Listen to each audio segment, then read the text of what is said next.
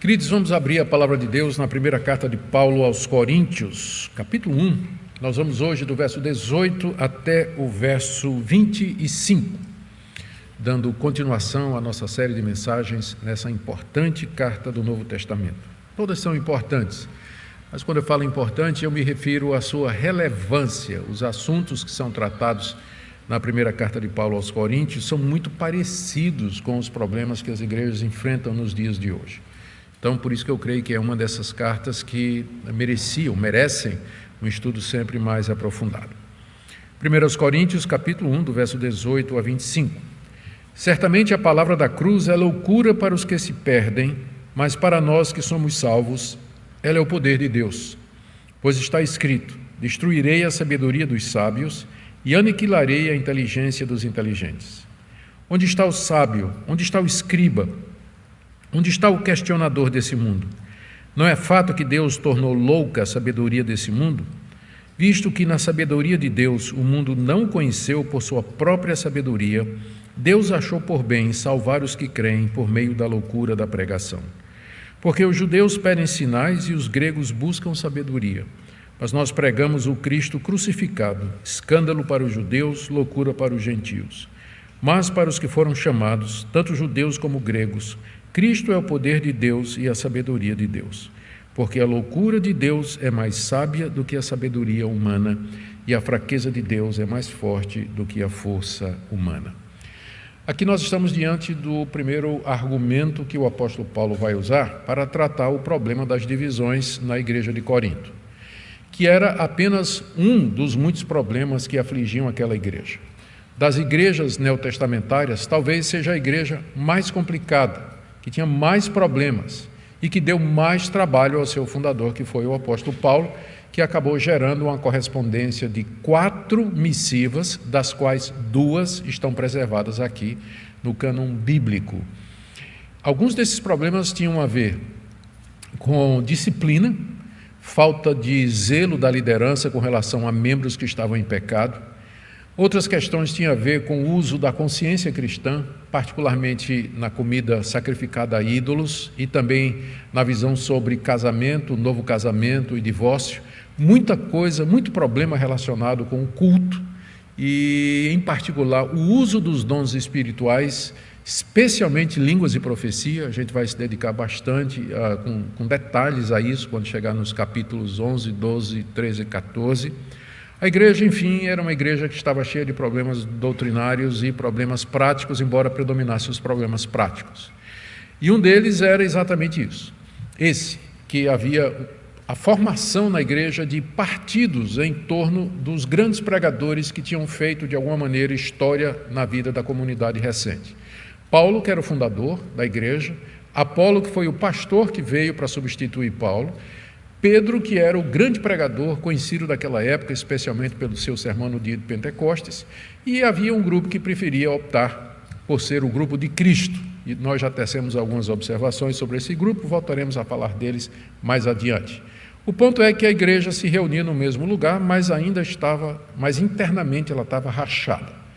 E a razão principal para a criação ou surgimento desses grupos foi o gosto que os coríntios tinham pelo brilhantismo retórico, pela sofisticação de palavras, que era inspirada pelos filósofos da época, particularmente pelos sofistas, que era um tipo de filósofo ambulante que ganhavam a vida entusiasmando as multidões com sua retórica, com escolha de palavras, frases de efeito, e depois passava o chapéu para angariar ofertas para o seu ministério. Os coríntios gostavam disso. Eu até disse na segunda-feira passada que os coríntios gostavam tanto de filosofia como os brasileiros gostam de futebol. Da mesma forma que os brasileiros têm os seus ídolos no futebol, os coríntios também tinham os seus ídolos na área de filosofia. E sempre faziam comparações, quem é o melhor, quem prega melhor, quem tem mais sabedoria, quem era o mais eloquente. O que aconteceu? Eles se converteram, creram na mensagem do apóstolo Paulo, entraram na igreja, mas continuaram com a mesma mentalidade. O que fizeram foi transferir para os pregadores cristãos a mesma atitude que eles tinham para com os grandes filósofos. Quem é que prega melhor? Quem é o mais retórico? Quem é que tem uma fala mais rebuscada? Quem é o mais capaz teologicamente? E aí eles começaram a discutir entre si e acabaram formando grupos em torno dos seus pregadores prediletos, usando como critério a retórica, a sabedoria de palavras, a sabedoria na escolha de palavras, o uso da linguagem como ferramenta para o convencimento das pessoas, enfim, outras técnicas que eram comuns no mundo daquela época. O primeiro manual de retórica que se tem notícia, ele nasce exatamente no mundo greco-romano. Os gregos gostavam desse tipo de coisa, o problema é que agora eles estavam pensando que na igreja era a mesma coisa. Paulo, então, ele diz que tomou conhecimento desses problemas através de uma família encabeçada por uma pessoa chamada Chloe, e que Paulo faz um apelo para que eles estejam unidos e não se deixem dividir por isso. Havia contendas e havia brigas entre eles, vimos isso na exposição anterior. Paulo diz que, quase que adivinhando que isso ia acontecer, ele não deixou se batizar por ninguém, e na pregação dele, ele tomou cuidado para não dar a impressão de que ele era mais do que era. Ele diz no final do verso 17, Cristo não me enviou para batizar, mas para pregar o Evangelho. E aí ele solta essa frase que vai servir de gancho para esse primeiro argumento que nós temos aqui. Pregar não com sabedoria de palavra, como os sofistas, os retóricos, os manipuladores das emoções, para que não se anule a cruz de Cristo. Paulo entendia que determinado tipo de pregação acabava anulando a cruz de Cristo, porque era tão ostensiva, tão artificial, tão composta, e ela tinha um objetivo tão claro de manipular a mente e as emoções do auditório, que acabava anulando a cruz de Cristo, ou seja, a mensagem da cruz, o conteúdo ficava em segundo plano, e o que chamava a atenção era a forma. Paulo diz que esse tipo de pregação anula a cruz de Cristo. Você não pode pregar a cruz de Cristo de qualquer maneira, isso que nós dissemos, não é? Então, para determinadas coisas, para a pregação da cruz de Cristo, existe um tipo de pregação simples, direta, franca, aberta.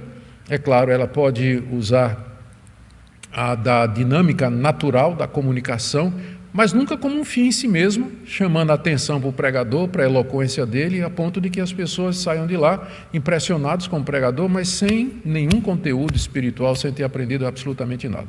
Então, esse é o argumento de Paulo aqui no final do verso 17.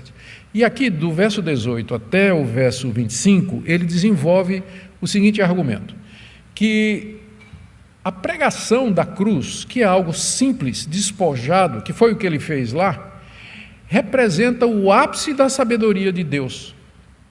É onde Deus mostra realmente o quanto Ele é sábio. Mas isso, os homens que são sábios, de acordo com os padrões humanos, consideram como pura loucura. Então, é algo estranho, não é? É um mundo inverso aqui. A loucura de Deus, aliás, a sabedoria de Deus parece loucura para os homens. E é a loucura de Deus que é mais sábia do que a sabedoria dos homens, e é esse o caminho que Deus escolheu para a salvação. Então, fazendo esse jogo de palavras e esse trocadilho de ideias, Paulo desenvolve aqui, de 18 a 25, esse tema, que a sabedoria de Deus ela é superior à sabedoria dos homens, que é o ponto que nós vamos ver aqui, destacando 5 argumentos ou teses que Paulo coloca aqui nessa passagem, que é reconhecidamente difícil de você desmembrar. Eu ouvi falar de um pregador muito famoso, esqueci o nome dele agora, mas o que o pessoal gostava dele é que ele tinha um martelinho de ouro, simbolicamente, né? Parece que ele tinha um martelinho de ouro, que ele chegava num texto como esse, ele batia, pum, e o texto se abria em todas as suas partes. Eu queria ter um martelinho desse, para pegar um texto complicado desse, né, dar uma batida e ele se abre em todos os seus componentes, suas partes, todas as suas estruturas, né? Paulo nem sempre é fácil para a gente fazer isso, mas dá para ver aqui pelo menos 5 linhas de raciocínio do apóstolo Paulo dentro desse tema maior. Sabedoria de Deus é maior do que a sabedoria dos homens, então por que vocês estão seguindo atrás da sabedoria dos homens e usando ela como base para comparar os pregadores da cruz? É esse o argumento. Então o primeiro ponto é esse, que a cruz ela representa diferentes coisas para diferentes pessoas, verso 18. Certamente a palavra da cruz é loucura para os que se perdem, mas para nós que somos salvos, ela é o poder de Deus. Quando Paulo diz aí, a palavra da cruz é loucura para os que se perdem, a palavra da cruz significa a mensagem a respeito da morte de Cristo na cruz, que era a mensagem que Paulo pregou em Corinto e que ele continuava a pregar e que os demais cristãos pregavam. Que Deus enviou seu filho, que seu filho foi rejeitado pelos judeus, que foi entregue aos romanos, que o mataram numa cruz como um criminoso vulgar. Mas tudo isso era o cumprimento de um plano que Deus tinha elaborado desde a eternidade, através do qual ele haveria de salvar pecadores. Então, a loucura, a mensagem da cruz, em outras palavras, a mensagem do Evangelho, que tem como centro a morte de Cristo para a remissão de pecados. Então, essa mensagem, palavra da cruz, Paulo diz aqui, é loucura para os que se perdem. Os que se perdem aqui, literalmente, você pode inclusive ver isso em outras traduções, literalmente significa para os que estão se perdendo, eles estão caminhando para a perdição. Ele está se referindo aqui a um processo. Essas pessoas estão se perdendo porque elas estão ignorando a mensagem da cruz e elas estão seguindo o pensamento da filosofia humana. Estão sendo enganadas, estão cegas pelo que a humanidade acha que está certo, e ao mesmo tempo rejeita isso que seria a salvação deles, que para eles é loucura. Então, são aqueles que estão no processo de se perder, caminhando para a sua condenação. E as palavras de Paulo aqui são cuidadosas, porque ele não está dizendo que essas pessoas já estão condenadas. Porque enquanto há vida, há esperança. A gente só pode falar da condenação de alguém após a morte, mas uma morte claramente, convincentemente de um ímpio, de um pagão, de um incrédulo, de alguém que rejeitou até a hora da morte a fé em Cristo Jesus e o Evangelho. Só então a gente pode falar em alguém que se perdeu. Mas até lá, nós podemos dizer que as pessoas estão se perdendo, elas estão no caminho da perdição. Se elas continuarem assim, elas serão condenadas ao inferno eterno, à destruição eterna, por conta da sua ignorância, por conta da sua dureza de coração e da sua incredulidade. Um dos sinais destas pessoas, ou uma das características das pessoas que estão se perdendo, é que a palavra da cruz é loucura para elas. Loucura aqui é alguma coisa que não faz sentido, é algo tolo. A melhor explicação que eu encontrei aqui para essa expressão é um episódio que Paulo havia passado, que Paulo havia passado um pouco antes de chegar aqui aliás, era um episódio que Paulo vai passar algum tempo depois de ter escrito essa carta. Ele vai ser preso em Jerusalém e ele vai ser levado para Cesareia como prisioneiro político de César, vai ficar lá 2 anos. Nesse período, ele vai ser inquirido por um procurador chamado Festo, que era um representante de Roma. Ele traz Paulo para Paulo se defender das acusações dos judeus. E Paulo começa a discursar, ele começa a se defender, começa a pregar o Evangelho, e de repente Festo interrompe o que Paulo está dizendo e diz assim: estás louco, Paulo? As muitas letras te fazem delirar. Essa palavra lá, estás louco, é a mesma palavra, moria, que aparece aqui. O Evangelho a palavra da cruz é loucura para os que se perdem. A gente sabe que Festo estava no caminho da perdição, porque ele, ao ouvir a pregação do Evangelho, ele disse: você está louco, Paulo. As muitas letras te fazem delirar. Essa palavra delirar, no original grego, é de onde vem a nossa palavra mania, para se referir ao estado de exaltação e alteração que alguém sofre, de alguém que sofre de bipolaridade.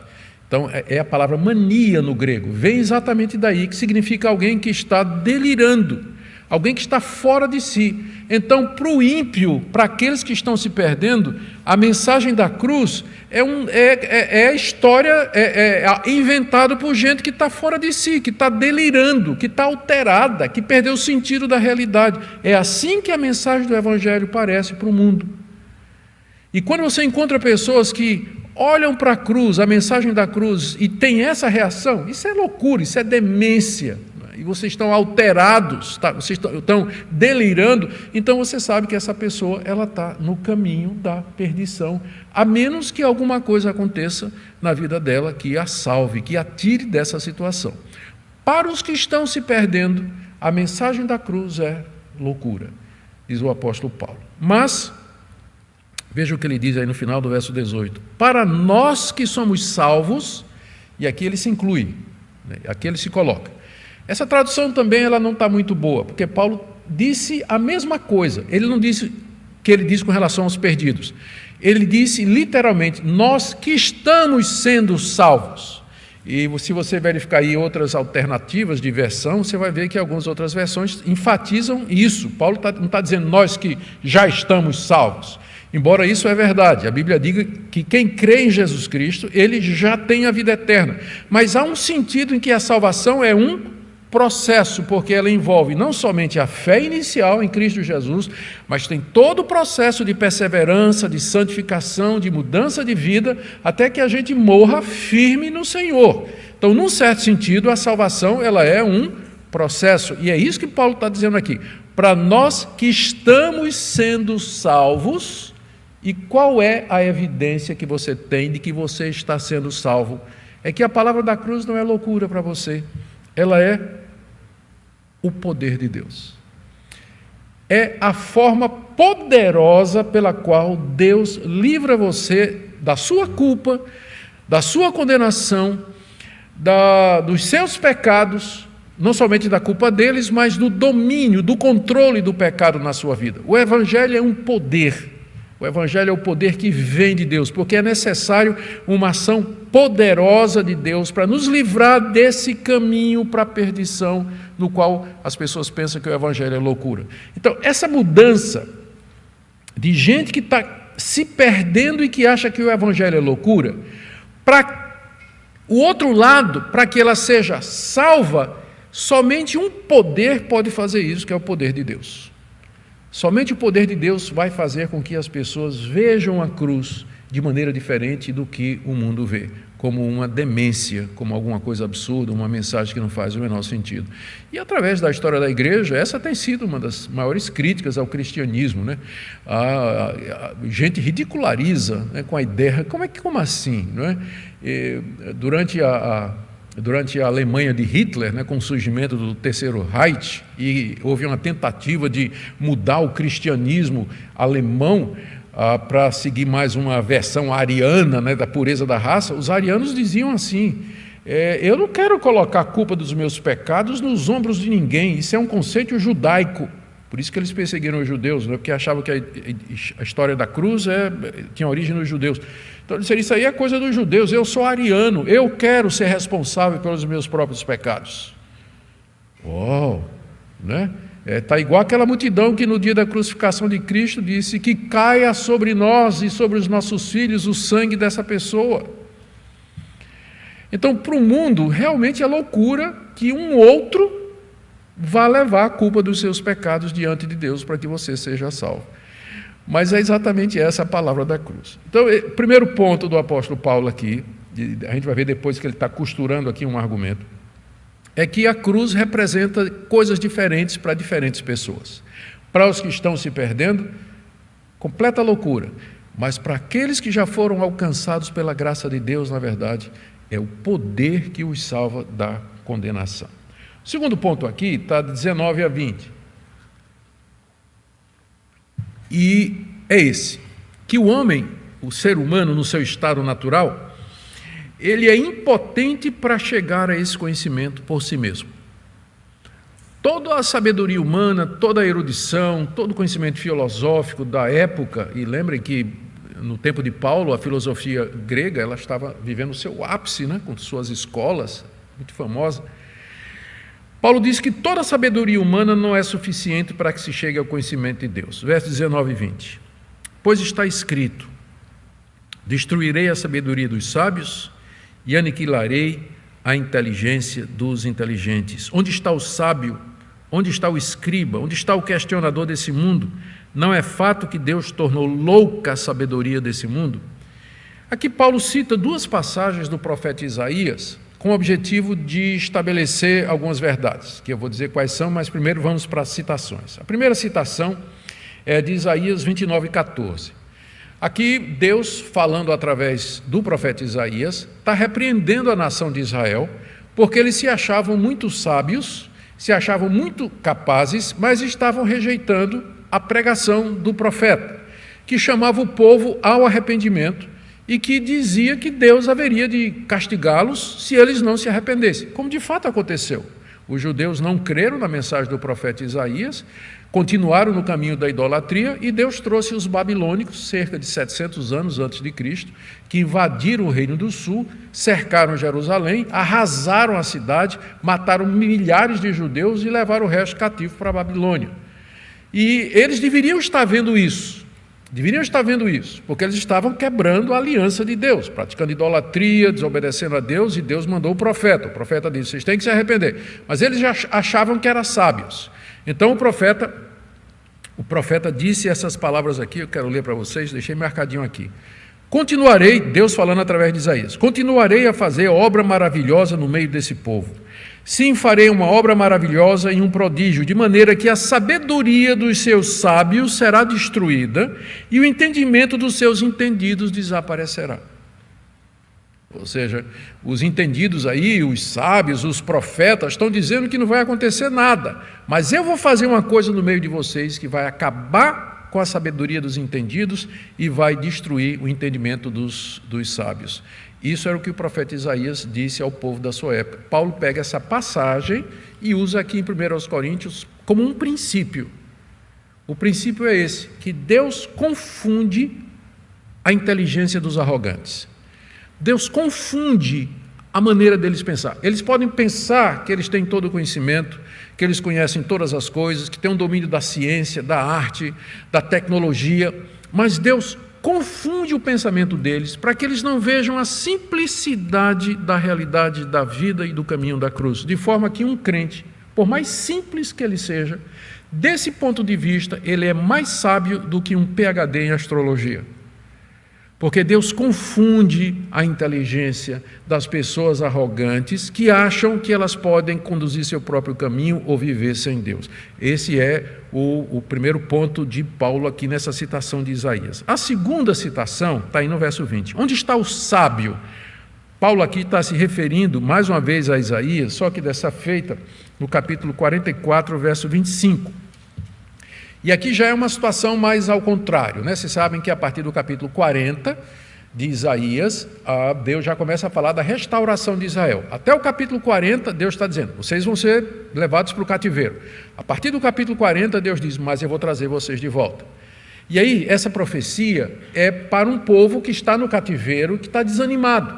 Não é que o pessoal dizendo, olha, não vamos voltar mais, Deus nos esqueceu.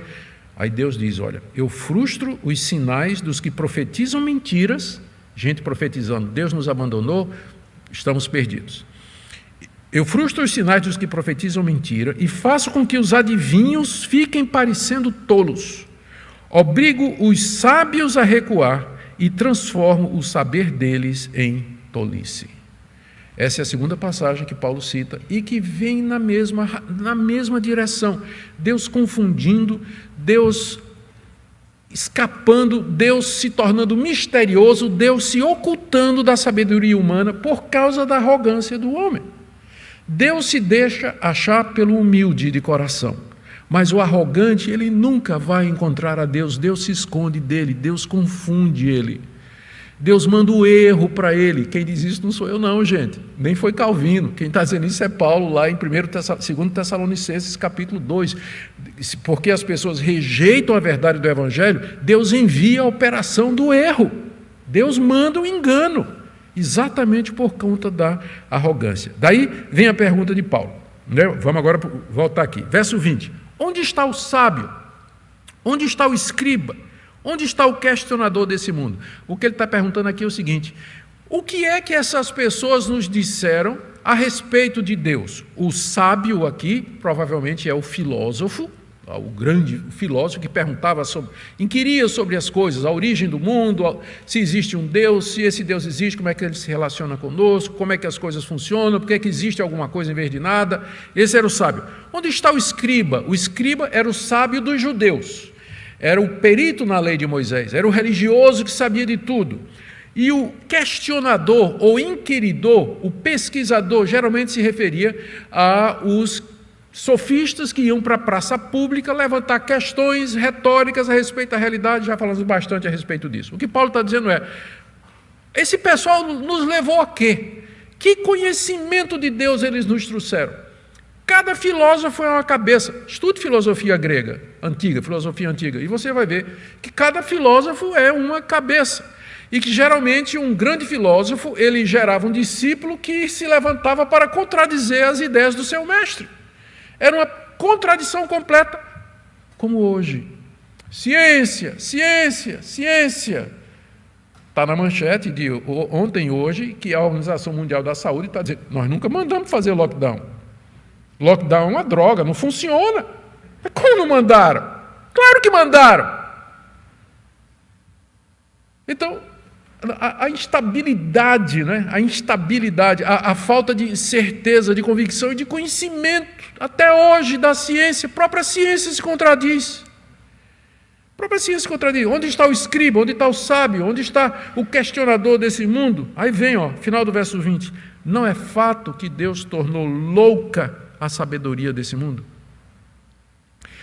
Vamos entender uma coisa aqui.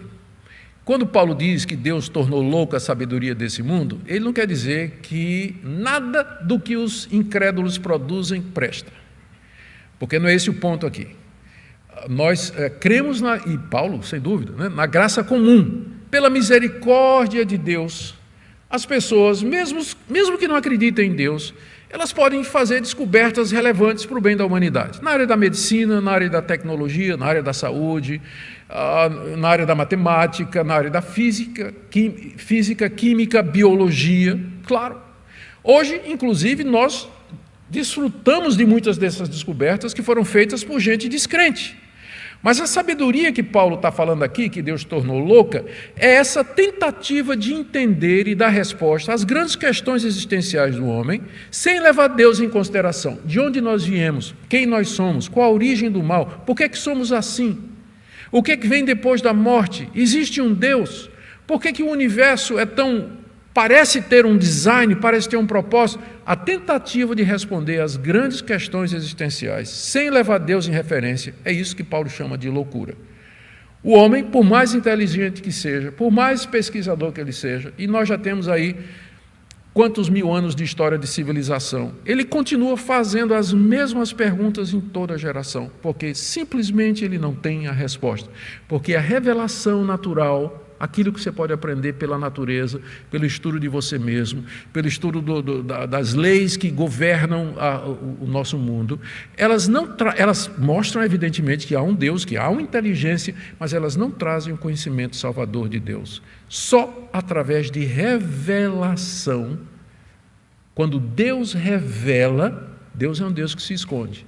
Só quando Ele revela a verdade é que um desses pecadores, como eu e como vocês, a gente abre os olhos e diz, agora eu entendo a cruz, agora eu entendo o Evangelho. Se Deus não fizer isso, você vai continuar com seu PhD, DDD, TNT, ODD, tudo quanto é título caminhando para o inferno, com a sua parede cheia de diploma, mas sem um verdadeiro conhecimento de Deus. Deus tornou louca a sabedoria desse mundo. E por que Paulo está dizendo isso? Vocês lembram qual é o problema original? Aquelas divisões, aqueles partidos lá em Corinto, eles eram feitos exatamente por conta da grande admiração que os coríntios tinham pelos filósofos, pelos sofistas, pelos retóricos, valorizavam estas coisas que Deus diz aqui, Paulo diz aqui, que não levam ao verdadeiro conhecimento de Deus. Não é que é para jogar fora, a gente aprende muita coisa, não é? Aprende muita coisa, mas o conhecimento salvador de Deus está restrito à palavra da cruz. E não há nada do conhecimento humano que nos leve a esse conhecimento, que é o próximo ponto aqui, no verso 21. Paulo diz aqui qual foi o caminho, então, diante desse quadro, qual foi o caminho que Deus escolheu para salvar o homem? Ele podia ter, de alguma forma, se revelado no caminho da pesquisa. Ele podia ter se revelado através do conhecimento da natureza. Deus poderia ter feito isso, mas ele escolheu um outro caminho muito apropriado para a situação, que está aí no verso 21. Visto que na sabedoria de Deus o mundo não o conheceu por sua própria sabedoria, Deus achou por bem salvar os que creem por meio da loucura da pregação. Olha os pontos que temos aqui. Primeiro, Deus fez uma escolha com relação ao caminho da salvação do homem. Ou seja, a salvação não é uma coisa que depende de você. Má notícia, né? Não depende de você. Deus achou por bem salvar. Ou seja, a iniciativa é dele. É ele que dá as regras do jogo. Ele que estabelece as condições. Salvação do começo ao fim é uma obra de Deus. Deus viu por bem estabelecer esse caminho da salvação. Poderia ter estabelecido outro? Claro, ele é Deus, ele faz o que ele quiser. Mas ele escolheu esse caminho porque é o caminho que mais cumpre duas coisas. Humilha o homem, coloca o homem no seu devido lugar como pecador que ele é e o derruba da sua arrogância e do seu trono, e exalta a Deus. Nenhum outro caminho faz isso tão bem. A cruz é o único caminho no qual Deus no final é exaltado e o homem é humilhado. E é exatamente isso que precisa acontecer. É exatamente isso que precisa acontecer em qualquer que seja o sistema de salvação. Então, a primeira coisa é essa. Deus, aprove a Deus. Segundo, Deus fez isso na sua sabedoria. Veja logo o início do verso. Visto que na sabedoria de Deus, o mundo não o conheceu por sua própria sabedoria. Ou seja, foi o próprio Deus que fez com que o mundo não o conhecesse através da sabedoria mundana. Como nós já vimos antes, Deus confundiu tudo isso. Dá inteligência para o homem, mas no que diz respeito às coisas espirituais, o homem anda às cegas, ele anda tateando, ele não tem um conhecimento de Deus. Por isso que vem com essas ideias absurdas, né, da origem do mundo, da existência de Deus, da moralidade.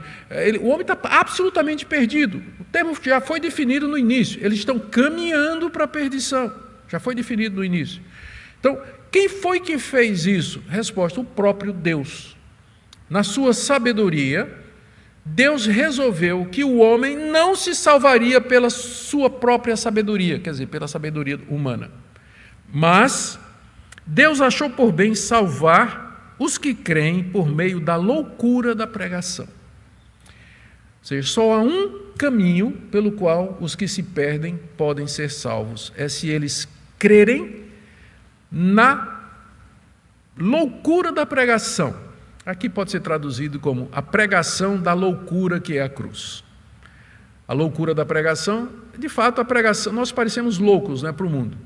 E como se só o fato de nós já pregarmos a cruz já não fosse motivo suficiente para o mundo nos achar louco, a gente ainda acaba dando mais motivo ainda, né? Os evangélicos acabam sempre descobrindo maneira para o mundo chamar a gente de mais doido ainda. Se a gente não fizesse nada, só pregasse a cruz, o mundo já chamava a gente de doido. Mas, né, a gente acaba sempre dando motivo para o mundo chamar a gente de doido. Aí a gente planta bananeira, faz pirueta no culto, né? Fica todo mundo, né? Aqueles cenários bizarros que aparecem na televisão de determinado pastor subindo em pau de sebo durante o culto. Né? E aí depois a gente vai dizer que está sendo perseguido. A gente está sendo perseguido, a gente está dando um pau para essa turma bater na gente. Se a gente não fizer nada, eles já vão chamar a gente de doido. Imagine com toda essa motivação que a gente está dando aí, com essas loucuras dos evangélicos aí. A própria mensagem da cruz já é loucura. E é o que Deus escolheu para salvar. A pregação, ou o ensino, a mensagem de Jesus Cristo pendurado na cruz. Não há outro caminho. Todas as pesquisas que o homem fizer na natureza, na religião, na filosofia, na sociologia, nas artes, na cultura, na história, todas as pesquisas que ele fizer, por mais que ele investigue a natureza do mundo, seu funcionamento, ele vai adquirir muito conhecimento acerca do mundo e de si mesmo, mas ele nunca vai descobrir que o caminho da salvação é mediante a fé naquele carpinteiro pendurado na cruz sob o poder de Pôncio Pilatos. Aquele evento passou despercebido. Aconteceu 2000 anos atrás. Muita gente era crucificada. Aliás, ele foi crucificado no meio de outros dois. Não havia nada de muito espetacular na sua morte. Mas aquele fato simples que passou meio que batido da história, há poucas referências fora da literatura cristã a respeito da crucificação de Jesus Cristo. Esse fato que passou batido para os grandes historiadores, para os grandes sábios, é o centro da história, é o clímax da história, a plenitude dos tempos, é o ato final e decisivo de Deus para a redenção da humanidade. E é a loucura da pregação. E é mediante a fé nisso que nós somos salvos. Não é por suas obras, não é por sua religião, não é por nada que você inventou. Ficou claro aqui, né? Deus viu por bem. É Ele que estabeleceu os termos. É dele que vem a redenção. É dele que veio essa iniciativa. Esse é o caminho. E agora, se o caminho é esse, Paulo diz no verso 22 a 24, a pregação fica definida e determinada por Ele. Ou seja, o caminho que Deus escolheu para a pregação, para a salvação, determina o tipo de pregação, como ele diz aqui. Verso 22 a 24. Porque os judeus pedem sinais e os gregos buscam sabedoria. Mas nós pregamos o Cristo crucificado, escândalo para os judeus e loucura para os gentios. Mas para os que foram chamados, tanto judeus como gregos, Cristo é o poder de Deus e a sabedoria de Deus.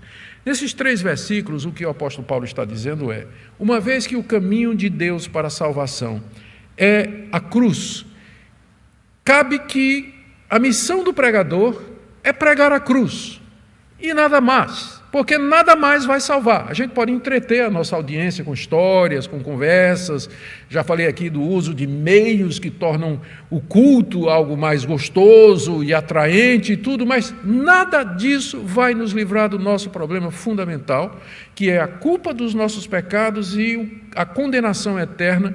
Estamos caminhando, nos perdendo, a menos que alguma coisa aconteça. E essa alguma coisa acontece através de um tipo de pregação, que é a pregação da cruz, como Paulo vai dizer aqui. Ele não ia atender às demandas do povo da época. Ele diz aqui que os judeus pedem sinais. De fato, quando Cristo estava no meio dos judeus, os judeus várias vezes disseram assim, faz um milagre para que fique claro que você é o Messias, o Filho de Deus. E qual foi a resposta de Jesus? Só vai ser dado um milagre para vocês, só vai ser dado um sinal para vocês, que é o sinal do profeta Jonas. Assim como Jonas esteve 3 dias e 3 noites no ventre do peixe, assim também o Filho do Homem vai estar 3 dias e 3 noites no ventre da terra e depois ressuscitará. É o único sinal que eu vou dar para vocês. Cristo não fez milagres para atender ao desejo do povo, porque os judeus queriam, faça milagre, você não é o Cristo? Se isso fosse nos dias de hoje, né? Não faltava quem não fizesse milagre para atender a multidão, porque a multidão quer milagre, ou não quer? Claro, por que vocês acham que elas enchem essas igrejas? Elas querem milagres. Querem ver sinais e prodígios. E Jesus disse, não. Porque vocês estão pedindo pelo motivo errado. Vocês estão pedindo a coisa errada. Vocês deviam estar pedindo outra coisa. Porque tem coisa mais importante do que ver sinais e prodígios. Os judeus pedem milagres. E porque não viram, eles crucificaram Jesus. Rejeitaram a Cristo. Enquanto isso, os não-judeus, os gregos, verso 22, eles buscam sabedoria. Ou seja, eles querem ser convencidos por meio de argumentos persuasivos de que Jesus Cristo é o Filho de Deus. E Paulo viu que isso não funciona. Pouco tempo antes dele chegar em Corinto, ele esteve em Atenas, que era a capital da cultura grega da época. E ele foi lá no Areópago, que era um grande anfiteatro, para explicar o evangelho para os atenienses, que os atenienses ouviram Paulo pregar e disseram, o que é que esse tagarela, é a palavra que está lá, o que é que esse tagarela está dizendo? Levaram Paulo lá para o anfiteatro e diz aí, o que é isso, que ideia é essa que ele está falando? E Paulo então começou a pregar o evangelho, partindo da revelação natural, falando de Deus, e foi afunilando até chegar na cruz e na ressurreição. Quando ele estava argumentando, os filósofos epicureus e estoicos, que eram os 2 ramos da filosofia mais em destaque naquela época, eles se levantaram e deixaram Paulo falando sozinho. Eles queriam ser persuadidos logicamente de que Jesus Cristo, morto na cruz e ressurreto, de fato era o caminho de salvação. E não tem como fazer isso. A retórica, ela não convence, a lógica não persuade, a sabedoria de palavras não ilumina. É só o poder do Evangelho, o poder do Espírito Santo através da mensagem da cruz. Paulo teve essa experiência lá, diante dos filósofos. Não adianta se argumentar com eles. Você pode trazer bons argumentos, eu posso chegar e trazer bons argumentos. Eu recomendo até para vocês um livro de John Piper, a respeito da leitura da Bíblia, né? Lendo a Bíblia espiritualmente, se não me engano é esse o título, onde ele vai dizer o seguinte: olha, ele vai levantar os antigos argumentos que foram usados, sempre foram usados para provar que a Bíblia é a palavra de Deus. Você pode argumentar com o incrédulo: olha, vê a antiguidade desse livro. Segundo, o fato de ter mais de 50 autores de diferentes épocas, de culturas diferentes, língua diferente, eles têm a mesma mensagem. Veja profecias que foram feitas 600 anos antes de Cristo, que se cumpriram com exatidão. Veja o escopo da Bíblia, veja o fato de que esse livro tem 3.600 anos, é um dos livros mais antigos da humanidade, é o livro que já foi mais atacado, perseguido, destruído, procurado destruir, e ele continua sendo o livro mais vendido e lido do mundo. Isso não mostra que esse livro é de Deus sobrenatural. Você pode usar toda essa argumentação e o cara vai dizer: não, deve ter outra explicação. Não creio nisso, não é verdade? Não creio nisso não, isso é conversa. Deve ter outra explicação para isso aí. Nós vamos procurar, não sei qual a explicação, mas a ciência vai dar. Só uma questão de tempo. Né? É exatamente o que eles dizem nas lacunas da teoria da evolução. Né? A teoria da evolução não explica muita coisa que a biologia moderna já mostrou que existe, mas a resposta deles é: não explica agora, vamos esperar mais um tempo e a ciência vai trazer uma explicação. Depois chamam Deus, né? Eles dizem que nós usamos o Deus dos gaps, dos espaços. Né? O nosso Deus, a gente criou Deus para poder suprir os espaços que a ciência não resolveu. E agora eles é que fazem a ciência dos gaps, dos espaços. Eles vão usar a ciência para dizer: um dia vai preencher os espaços que estão faltando aqui para a gente entender como é o mundo. Então esse pessoal, de fato, não consegue entender, por mais racional, lógico, retórico que você seja. Não pode, porque o pecado do homem afetou todas as suas dimensões. Paulo vai desenvolver isso no capítulo 2. Vamos chegar lá. Ele vai desenvolver isso no capítulo 2. Mas já vou adiantando. Né? O pecado afetou a capacidade do homem de discernir, de entender as coisas espirituais. Ele não deixou de ser inteligente, não deixou. Mas ele foi afetado na sua capacidade de discernir espiritualmente. Os olhos do coração foram cegados. Eles não entendem, eles não percebem. Por mais lógica que você use, por mais argumentação que você utilize. Os judeus pedem sinais e os gregos buscam sabedoria, diz Paulo. Mas o que é que ele faz? No verso 23. Ele atende isso. Ele vai fazer sinais para os gregos, ele vai fazer argumento, tratado de teologia para os judeus e para os gregos? Não! Verso 23. Mas nós pregamos o Cristo crucificado.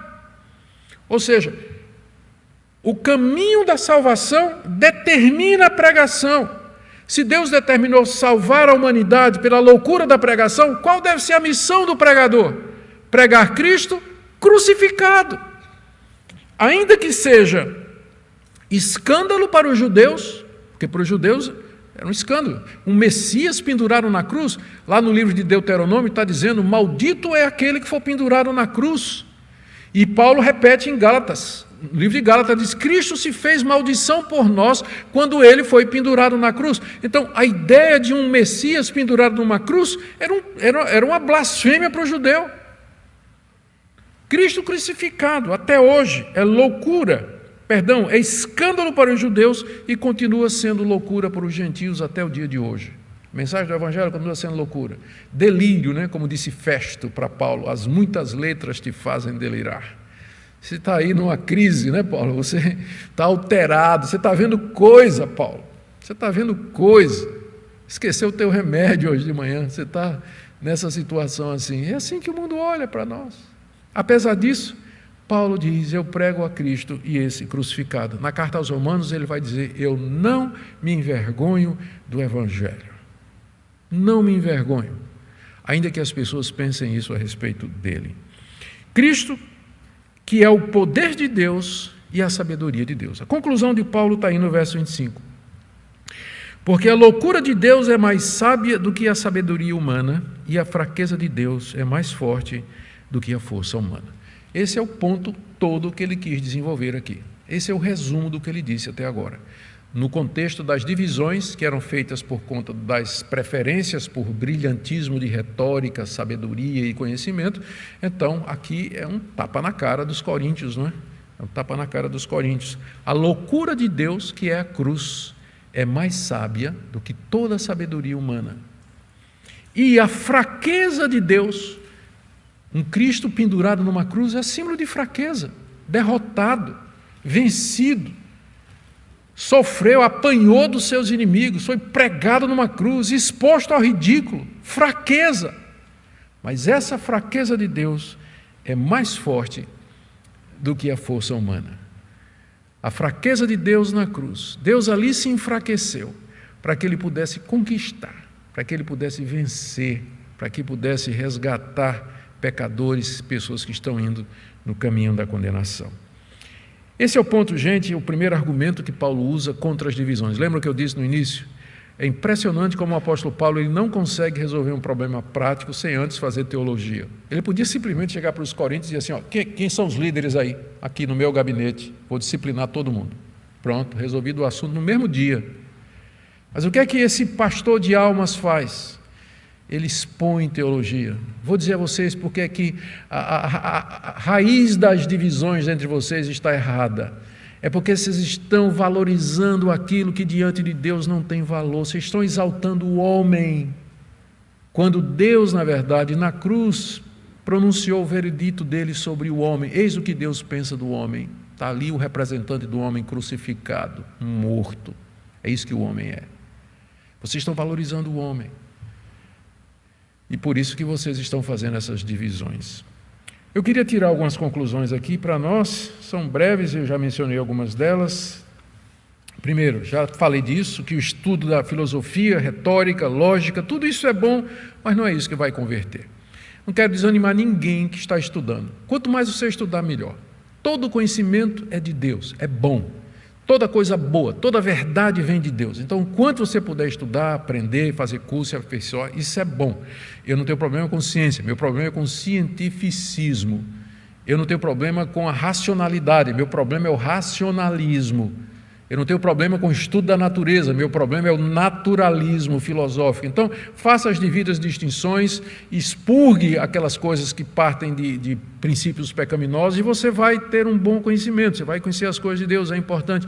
Mas saiba que não é por aí, não é daí que você vai ter o conhecimento salvador de Deus, que é o conhecimento que importa. Isso Deus revelou nas Escrituras, na palavra da cruz, que está aqui registrada, pregada e anunciada. Segunda coisa, já disse, o homem não pode chegar ao conhecimento de Deus, a não ser que Deus o revele.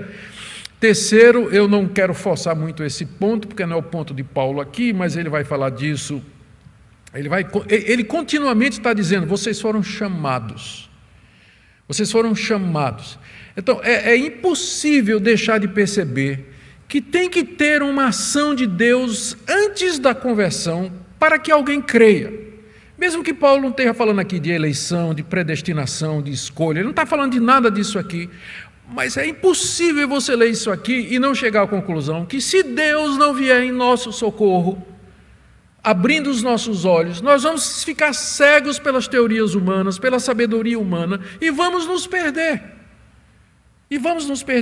É Deus que vem atrás de nós, é Ele que nos chama, que abre os olhos, é Ele que nos atrai de maneira irresistível. De outra maneira, você vai continuar cego nesses caminhos, nessas respostas, nessas teorias aí. E tem tanta ideologia hoje que virou religião, não é? Está cheio de ideologia que as pessoas seguem como se fosse uma verdadeira religião hoje, especialmente na área política, né? Agora que a questão política está tão acirrada no nosso país. Mas nada disso vai salvar você a não ser a cruz de Cristo. E a última coisa, toda pregação deveria de alguma maneira apontar para a cruz de Cristo. E aqui eu falo mais aos pregadores, meus colegas de ministério. Toda pregação de alguma maneira deveria sinalizar para Jesus Cristo. Eu não quero chegar ao ponto, como alguns chegam, de que você tem que fazer uma menção explícita e tudo, porque às vezes o texto não cabe. Se eu sou um expositor bíblico, eu tenho que seguir o que o texto está dizendo. Eu não posso introjetar no texto alguma coisa que ele não está no momento dizendo. Mas eu posso descobrir as conexões internas da Bíblia entre as demais passagens e ver como elas acabam apontando sempre para a Cristo, porque todo o drama da Bíblia se resume nesses três planos: criação, queda e redenção. Esse é todo o plano da Bíblia: criação, queda e redenção. Então, de alguma forma, qualquer que seja a passagem que você estude ou pregue, você vai poder encaixá-la nesse grande esquema e de alguma forma ver como se conecta a pessoa de Cristo. Por que eu estou dizendo isso? Eu estou dizendo isso porque é isso que Paulo está falando aqui. A pregação de Paulo é a cruz. Ele prega a cruz de Cristo. E é isso que nós temos que pregar. E a falta dessa pregação que tem gerado uma igreja doente, uma igreja legalista, uma igreja mística, pragmática e sem liberdade e sem alegria da redenção e da salvação e do regozijo em Deus. E a nossa expectativa é que Deus levante de fato pregadores da cruz no nosso meio, porque essa é a maior necessidade. Amém? Nós vamos orar, vamos pedir que o nosso Deus aplique essa palavra em nosso coração. Pai querido, nós te damos graças pela cruz, te damos graças porque nós consideramos a cruz como o teu poder. Te damos graças, ó Deus, porque um dia, iludidos pelo mundo e pelas suas filosofias, caminhando para a morte, de lá nos tiraste pela iluminação do Espírito Santo. De forma que hoje nós nos regozijamos na cruz, no Cristo crucificado, nossa única esperança e o penhor que o Senhor nos dá da vida eterna. Agradecemos os queridos irmãos que estão aqui nessa noite, aqueles que nos acompanham pela internet, de que teu evangelho genuíno seja pregado nesse país para a tua glória e a salvação dos teus eleitos. É o que pedimos em nome de Jesus. Amém.